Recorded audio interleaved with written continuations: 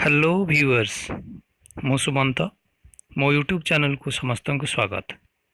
आपण जदि मो यूट्यूब चैनल को सब्सक्राइब कर सारी बहुत बहुत धन्यवाद। जदि करना ताले आज ही कर दिंतु और बेल आइकन टी को टिपि दिंतु जहाँफल कि मोर ये नुआ नुआ वीडियो गुड़िक आपण पाखे खूब शीघ्र पहुँची पार। बंधुगण आजिर समाज रे इंग्राजी उपादेयता बहुत बढ़ी जाइए। आपण ओडिशा रु बाहर को गले कि देश रु बाहर को गले इंग्राजी जानिबा नित्यांत जरूरी एवं यही इंग्राजी आवश्यकता जोगु आजिकली बापा माँ माने निज पिला को ओडिया मीडियम रे न पढ़ाई बहुत इंग्राजी मीडियम रे पढ़ाइबा को पसंद करुचंती। तेणु से ही बापा माँ मानकर समस्तंकर इंग्राजी ग्रामर नॉलेज रहिबा नित्यांत जरूरी। तेणु ये ग्रामर नॉलेज बढ़ाइबा पई या विषय जानापी एक आप जहाँ मुझे आपण को देखेबी चलते देखा। तो प्रथमे आम से ऐप को प्ले स्टोर रु डाउनलोड कर परिबा। प्ले स्टोर को जाई सेठारे यदि आम इंग्लिश ग्रामर टाइप करवा ताले एठी हमर देखंतु इंग्लिश ग्रामर बुक बोली गोटे ऐप आछि। एई ऐप को आपण डाउनलोड कर परिबे। मु ऑलरेडी डाउनलोड कर सारी तेणु मोर ये अनइंस्टॉल एवं ओपन देखा आपड़ जिते इंस्टॉल करार थी सेठी इंस्टॉल आपड़ करेंगे। प्राय समस्ते गूगल आमर प्ले स्टोर रु समस्ते डाउनलोड करवा प्राय जानी थे।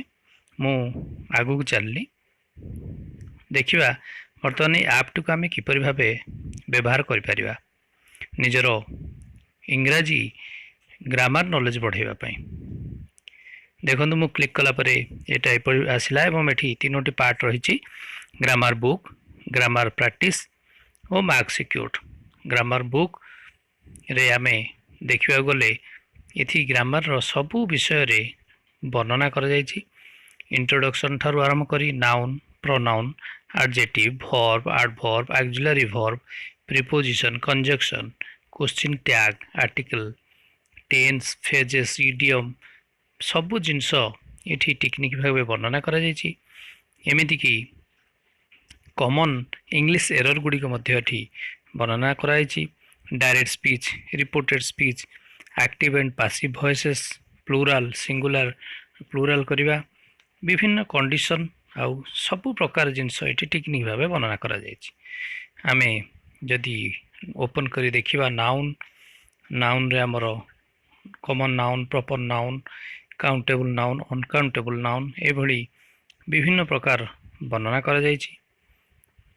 सेहीपरि pronoun, pronoun case, pronoun personal pronoun एभली अनेक जिनस इथिरे वर्णना कराइछि। आपण जदि याकू निरंतर भावे देखिबे पढ़िबे निश्चय आपणकर ग्रामर नॉलेज बढ़िबो।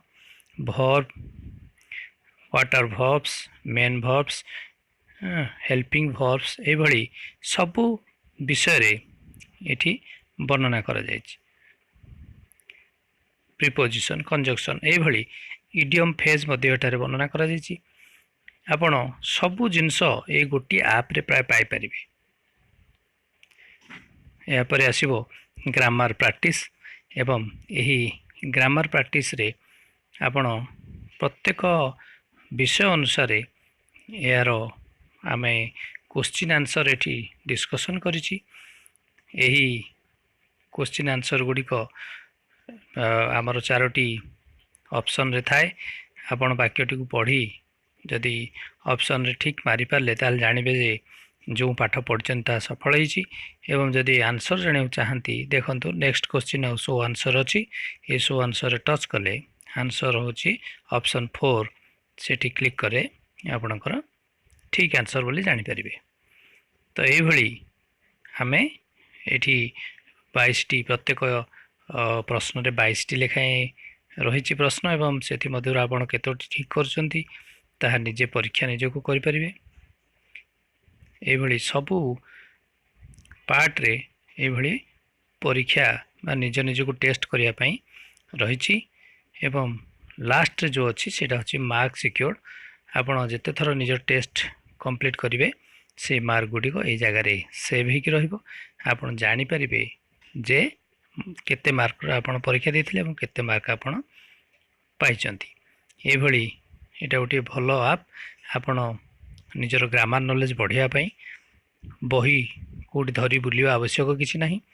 छोट आपटी को आपण मोबाइल डाउनलोड करी बस रे गाड़ी रे ट्रेन रे कि जो लीजर टाइम पाँच से आपण बसिक पढ़ी पारे कौन असुविधा हे ना।